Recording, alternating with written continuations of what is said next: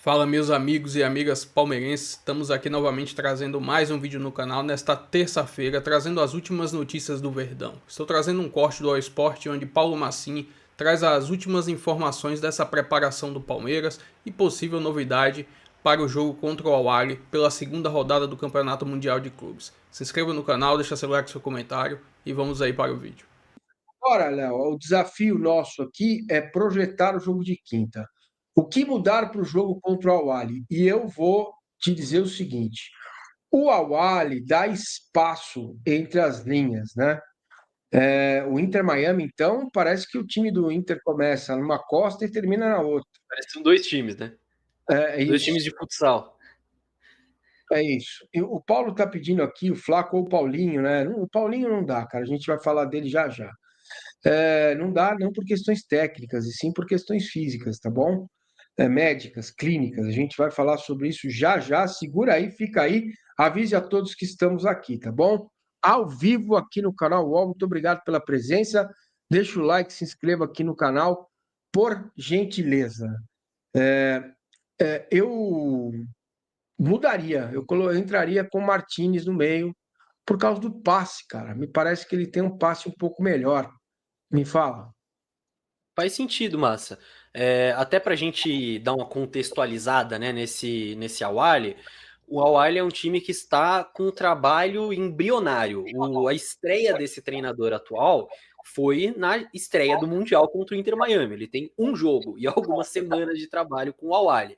Então, esse time do Al-Ahly que a gente está vendo é um time que mantém algumas ideias da temporada, né? Do trabalho anterior do treinador, misturada com algumas desse novo treinador, e também tem mudanças nos jogadores, porque para o Mundial o Al-Ahly vendeu alguns jogadores titulares e contratou outros jogadores pro time titular.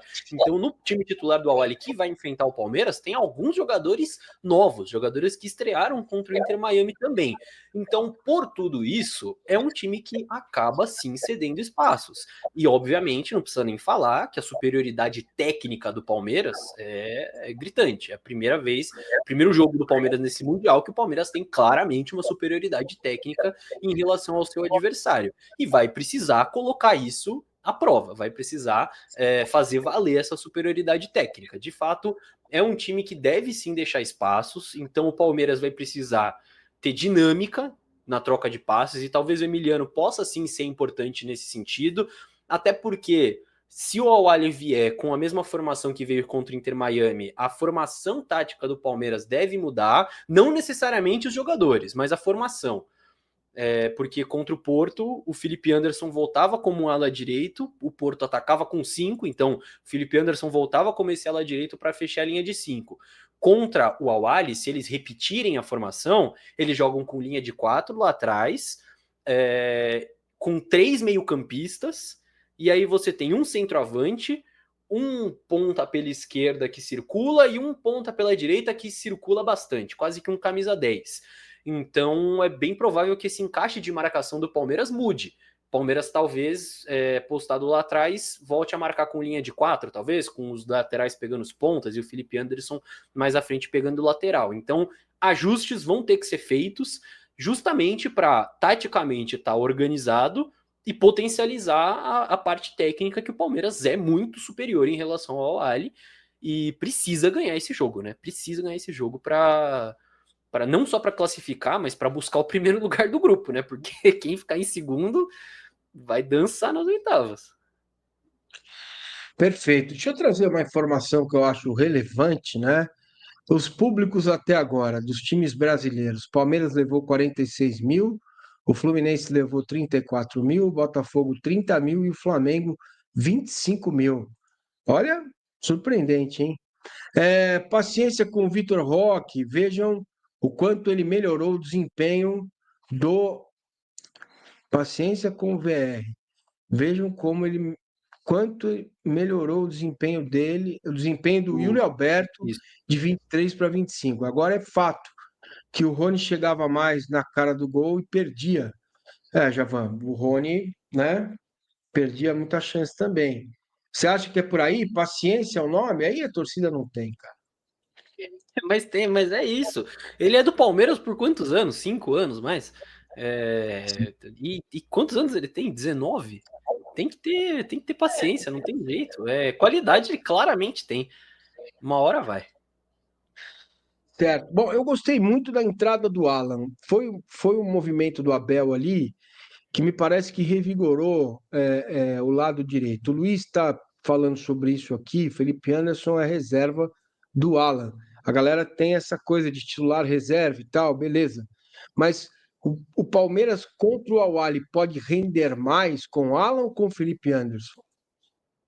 Eu manteria o Felipe Anderson, mas eu acho que o Alan é o típico jogador que vai entrar em todos os jogos nesse Mundial.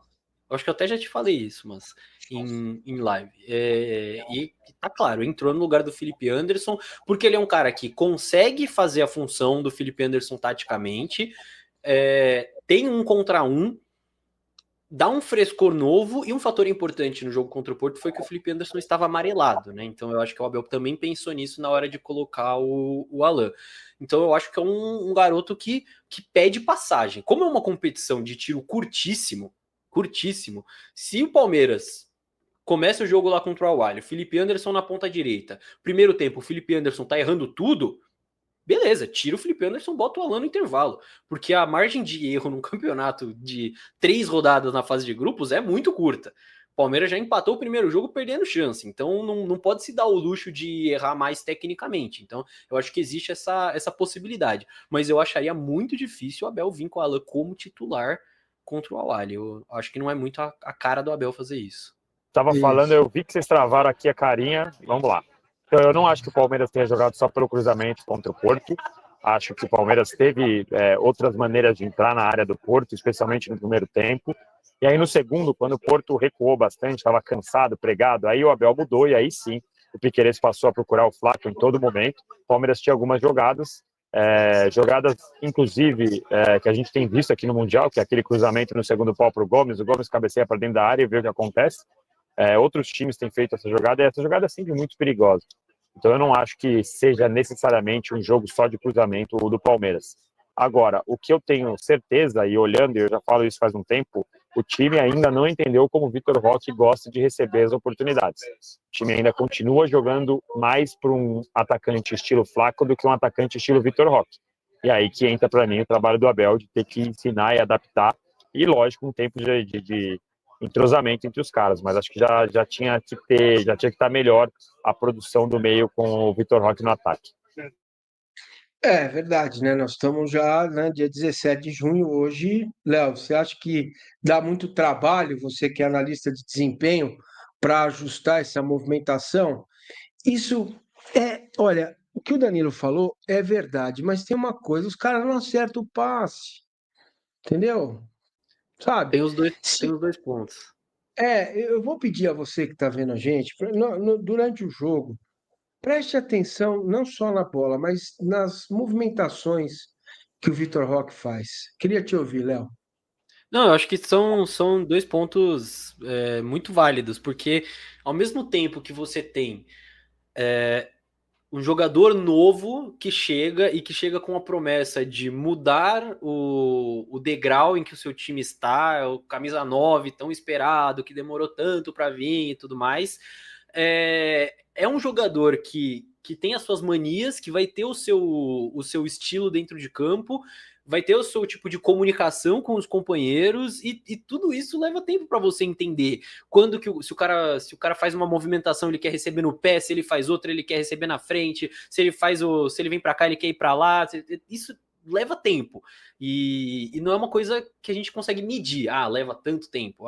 Vai daqui a um mês vai estar tudo certo. Não dá para saber exatamente. Só que realmente, como a gente falou, no jogo contra o Porto, a estratégia do Palmeiras previa que a bola ia cair no pé do Maurício e do Estevão, e eles iam ter que puxar esse contra-ataque, e o Vitor Roque estaria lá atacando as costas da defesa. Isso aconteceu. A decisão não foi ideal. O Maurício errou acho que umas duas bolas para o Vitor Roque ali na profundidade. Teve uma outra que o Maurício estava carregando da direita para dentro, que o Vitor Roque puxa a marcação, o Estevão vai entrando e o Maurício erra o passe também. Então eu acho que são dois pontos que se complementam, assim. Eu acho que os dois ajudam a explicar. Mas, de fato, bola cara a cara na frente do gol, o Vitor Roque tem recebido bem pouco.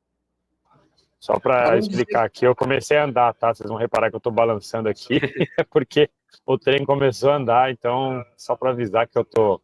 Não é tontura. Vocês não estão... não é tontura.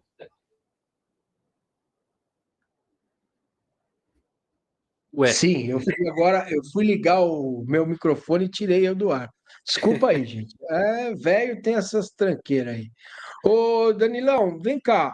Olhando daí de Nova York, New Jersey e tal, como é que você está vendo o Palmeiras, o trabalho do Palmeiras, uma geral, o marketing, a aceitação, o que fez a torcida, né?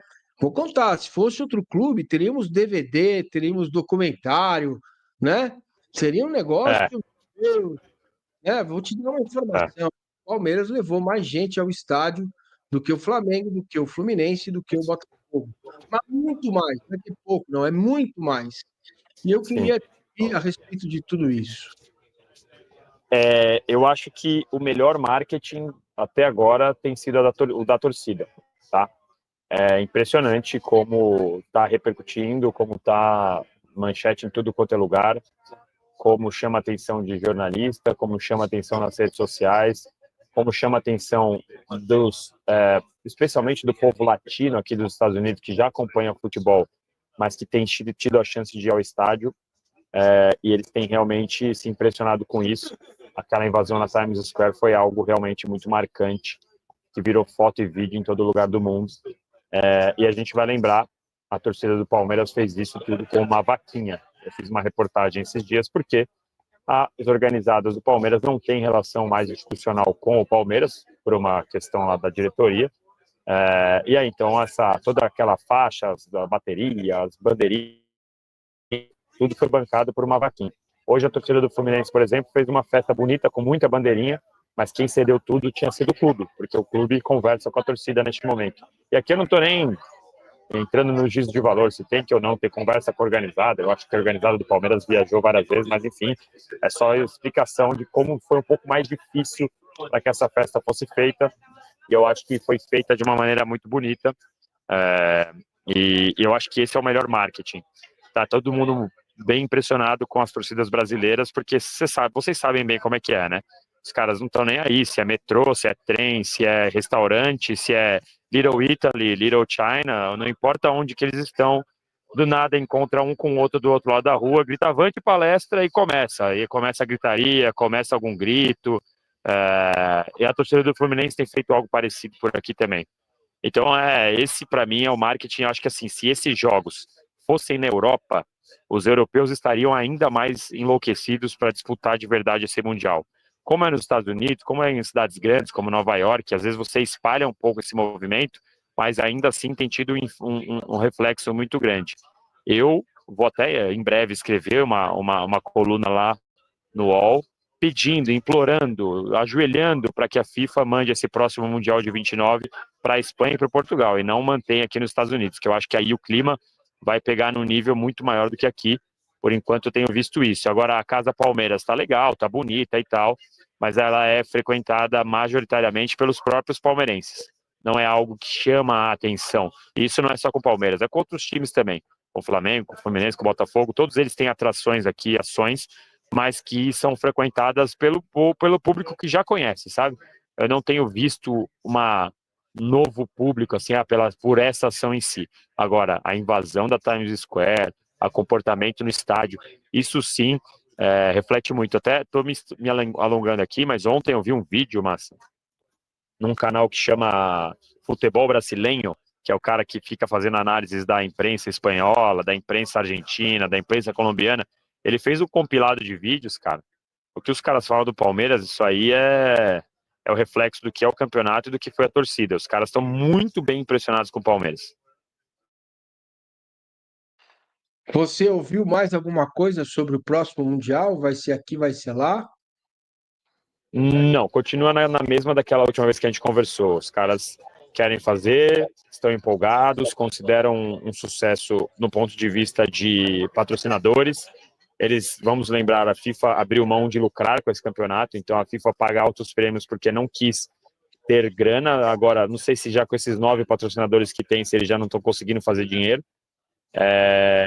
E eles estão analisando o que vão fazer em 29. O plano inicial era fazer como que era no molde das Copas das Confederações antigamente, que era sempre no país que ia ter a Copa, né?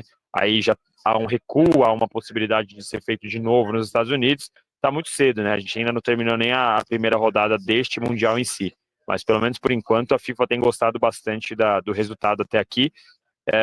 Tirante, assim, acho que o erro que eles mesmos reconhecem da precificação, né? Eles têm mudado isso um pouco. Ainda não estamos vendo estádios totalmente lotados. A gente viu o PSG e o Atlético de Madrid quase com 90 mil pessoas. Isso é um excelente público.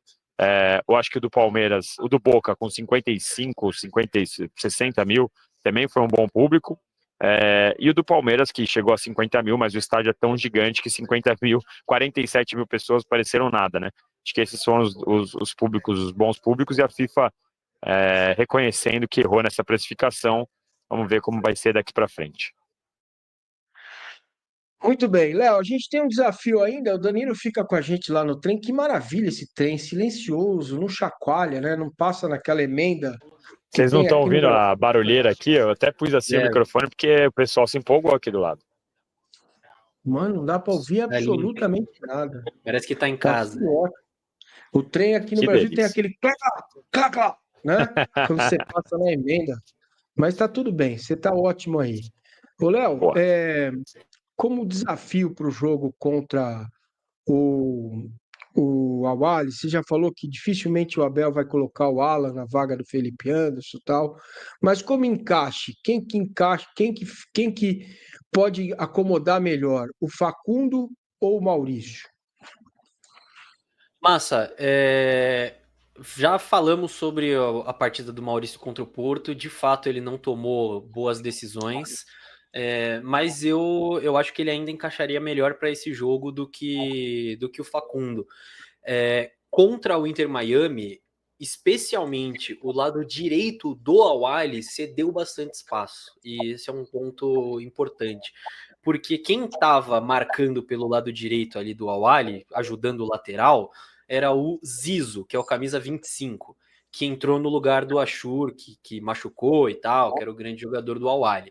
E esse Zizo, ele é um camisa 10 de origem. Inclusive, ele chegou agora e era o camisa 10 do Zamalek, que é o grande rival do Al-Ahly. Então é como se o Palmeiras fosse lá e contratasse o Garro antes do Mundial. Para comparação. Contrataram o camisa 10 do rival. E ele jogava como um camisa 10 com bola, só que tinha essa função de voltar para marcar pela direita no momento defensivo. Função que ele não estava cumprindo sempre. Pode ser porque o Inter Miami também contribuía com aquele clima de espaço para todo mundo. Pode ser, às vezes contra o Palmeiras entra mais concentrado, né, nessa função, ou às vezes o treinador troca, enfim, mas foi um caminho interessante de se observar. E aí, quando você pensa no lateral direito sozinho lá, o Palmeiras pode muito bem criar uma dobra com o Piquerez ultrapassando e com um outro jogador por ali, seja o Maurício ou seja mesmo o Estevão, que também o Abel fez essa troca no jogo contra o Porto. Pode ser feita também contra o Al-Ahly, seja desde o começo, seja ao longo da partida, mas para poder gerar essas dobras contra o lateral. Eu acho que esse vai ser um ponto importante, do lado direito e do lado esquerdo. Como o Al-Ahly marca com linha de 4, Palmeiras atacando com 5, e aí criando essas dobras de meia e ponta pelos dois lados, eu acho que pode ser um caminho interessante. O Facundo diminuiu bastante a minutagem recentemente, e eu acho que com bola ele ainda contribui menos do que as outras opções. Eu gosto bastante do Facundo, tá? Inclusive, antes do Mundial, eu estava colocando ele no meu time ideal. Mas, tendo em vista que a minutagem baixou bastante e o Maurício já foi titular e o Palmeiras vai ter esses espaços que eu citei, eu optaria por colocar alguém que tem um pouco mais de potencial de estrago com bola nesse Palmeiras. Trazer aqui agora uma matéria do GE fazendo uma análise desse empate do Palmeiras no Mundial de Clubes. Abre aspas para a matéria: Palmeiras empolga em casa, nos Estados Unidos, mas a estreia na Copa de Clubes e deixa gosto amargo. Verdão teve momentos de domínio contra o Porto, só que esbarrou nas chances desperdiçadas para ficar sem a vitória em uma boa atuação em um estádio cheio de torcedores palmeirenses. A sensação de que o Palmeiras deixou era de que talvez tenha sido o jogo em que um brasileiro ficou mais próximo de vencer um europeu na última década. Com a maioria dos 46 mil torcedores presentes no jogo, a equipe de Abel teve um ambiente a seu favor e as melhores chances. Em boa parte do tempo, o barulho nas arquibancadas fazia parecer que o duelo não era nos Estados Unidos, mas sim no Allianz Parque. Das 14 finalizações alviverdes, uma parou na trave, 2 passaram rente à meta e 4 foram defendidas pelo goleiro Cláudio Ramos, sendo 2 delas intervenções difíceis. O Everton também teve que trabalhar, mas o Palmeiras foi o melhor na maior parte do tempo. As principais novidades na escalação para a partida foram as entradas de Aníbal no lugar de Emiliano e Maurício vencendo a disputa com Facundo Torres. Felipe Anderson fez a ala, com Estevão Maurício por dentro, atrás Vitor Roque. Estevão foi muito acionado na partida, mas concluiu mal as jogadas e deu lugar para Paulinho. Alan ocupou o lugar de Felipe Anderson e Rafael Veiga substituiu Maurício para o abafa final. Flaco Lopes entrou no lugar de Vitor Roque, só que a trave e o goleiro salvaram o Porto na pressão dos minutos finais. A torcida tentou ajudar aumentando o barulho, mas acabou não sendo suficiente. Para efeito de classificação, o Palmeiras se garante no mata-mata com 2 vitórias, ou seja, não há um desespero quanto a isso. Mas o gosto é amargo porque pelo volume apresentado, com mais posse de bola, 52-48, mais finalizações, 14-10, mais tiros no alvo, 6-2, o Verdão poderia ter iniciado sua trajetória no Mundial com uma vitória. O alento é que o desempenho mostrou por que a equipe de Abel Ferreira foi tratada pelos adversários como a mais complicada do Grupo A. Enfim, essa foi uma matéria aí do GE.com. Palmeiras super favorito para o confronto contra o Al-Ahly e o Inter Miami nas 2 próximas rodadas. Lembrando, o jogo será na quinta-feira, às 13 horas. Se inscreva no canal, deixa seu like, seu comentário e até o próximo vídeo. Valeu!